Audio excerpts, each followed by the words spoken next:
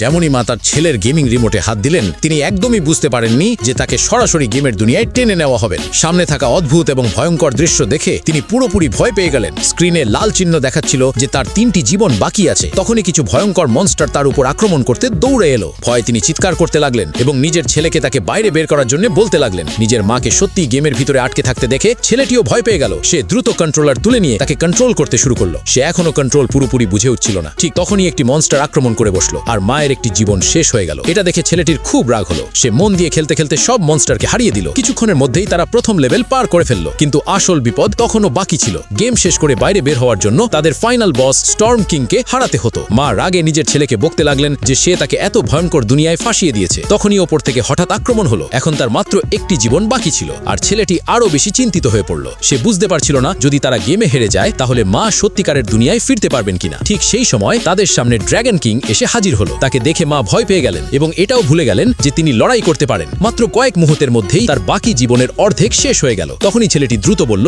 ড্রাগনের দুর্বলতা হলো তার হৃদয়। এটা শুনেই মায়ের মাথায় একটি উপায় চলে এলো। তিনি মাটিতে পড়ে থাকা মোছার কাপড়টি তুলে নিয়ে দ্রুত ঘোরাতে শুরু করলেন। যেমনটা তিনি ভেবেছিলেন, ড্রাগনের ভারসাম্য নষ্ট হয়ে গেল আর সে পিছলে নিচে পড়ে গেল। সুযোগ পেয়েই ছেলেটি আক্রমণ চালালো। মা লাফিয়ে সামনে এগিয়ে গেলেন এবং তার হাতের মোছার কাপড়টি তলোয়ারে বদলে গেল, যা সরাসরি ড্রাগনের হৃদয়ে গিয়ে ঢুকে পড়ল।